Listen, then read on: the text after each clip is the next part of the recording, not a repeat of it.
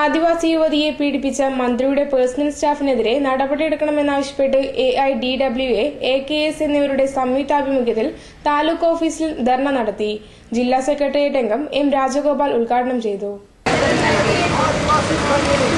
ആദിവാസി പെൺകുട്ടിയെ അനന്തപുരിയിൽ കൊണ്ടുപോയി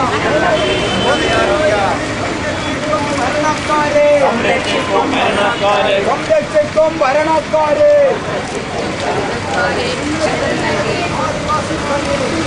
ആദിവാസി പെൺകുട്ടിയെ അനന്തപുരിയിൽ കൊണ്ടുപോയി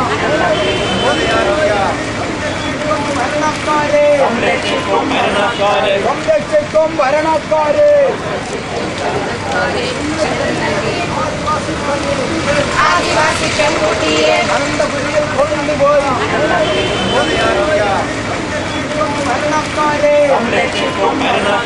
സംരക്ഷിക്കും ഭരണക്കാരെ. തൊഴിലാളിക്ക് അവന്റെ ന്യായമായ കൂലി ലഭിക്കാതാകുന്നു. കൃഷിക്കാർക്ക് അവന്റെ ആനുകൂല്യങ്ങൾ ഇല്ലാതാകുന്നു. ക്ഷേമ പദ്ധതികളെല്ലാം തന്നെ ഒന്നൊന്നായി ഇല്ലാതാക്കിക്കൊണ്ട് നാളിതുവരെ അനുഭവിച്ചു പോകുന്ന ക്ഷേമ പദ്ധതികളെല്ലാം തന്നെ ദുർബലപ്പെടുത്തിക്കൊണ്ടുള്ള തീരുമാനങ്ങളാണ് സർക്കാരിന്റെ ഭാഗത്ത് ഉണ്ടായിക്കൊണ്ടിരിക്കുന്നത്. ഇതിനെല്ലാം പുറമെയാണ് കേരളത്തിലെ സാമൂഹ്യ ജീവിതത്തിന് സാമൂഹ്യ ജീവിതം തന്നെ പ്രതിസന്ധിയിലേക്ക് വലിച്ചെറിയപ്പെട്ടുകൊണ്ടിരിക്കുകയാണ്.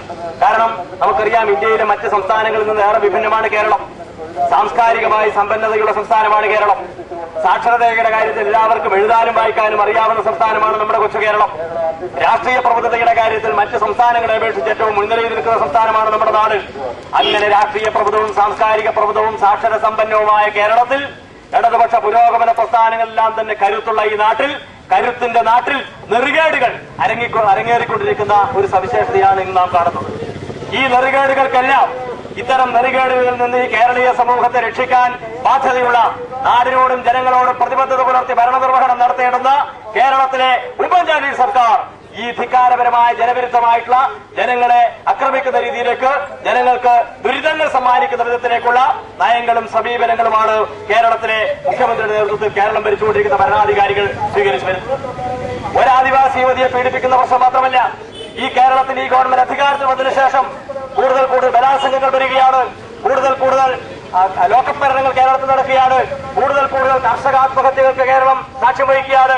അങ്ങനെ എല്ലാ തലത്തിലും കേരളത്തിലെ സാധാരണ ജനങ്ങളുടെ എല്ലാ തലത്തിലുമുള്ള അവരുടെ സ്വൈര്യ ജീവിതത്തിന് ഭീഷണി ഉയർത്തിക്കൊണ്ടുള്ള നാളുകളിലൂടെയാണ് കേരളം മുന്നോട്ടേക്ക് പോകുന്നത്. നമുക്കറിയാം, UDF ഗവൺമെന്റ് ഇതിനേക്കാൾ അപ്പുറം ഒരു രീതി നമ്മൾ പ്രതീക്ഷിക്കേണ്ടതില്ല. ഒരു സർക്കാരിന് നേതൃത്വം കൊടുക്കുന്ന മന്ത്രിയുടെ ഓഫീസ് എന്ന് പറഞ്ഞാൽ, മന്ത്രിയുടെ ഓഫീസിന്റെ ഭാഗമാണ് മന്ത്രിയുടെ പേഴ്സണൽ സ്റ്റാഫ്. കേരളത്തിലെ സർക്കാരിന്റെ ഭാഗമാണവർ.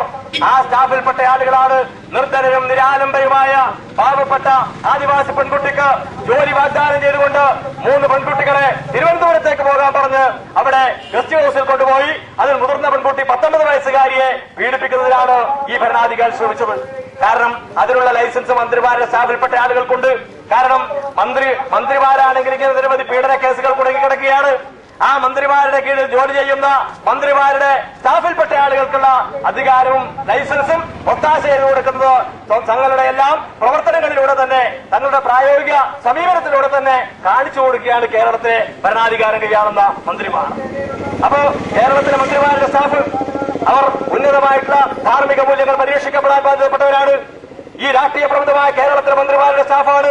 അതിൽ നിന്നെല്ലാം വ്യത്യസ്തമായി ഭരണാധികാരം ദുരുപയോഗം ചെയ്തുകൊണ്ട്, ഭരണത്തിന്റെ കുങ്കിൽ നിന്നുകൊണ്ട് എല്ലാ വിഭാഗം ജനങ്ങളെ പീഡിപ്പിക്കുന്നതിനും അവരെ ദ്രോഹിക്കുന്നതിനുമുള്ള സമീപനത്തിലേക്കാണ് ഇത്തരം ആളുകൾ വന്നുകൊണ്ടിരിക്കുന്നത്.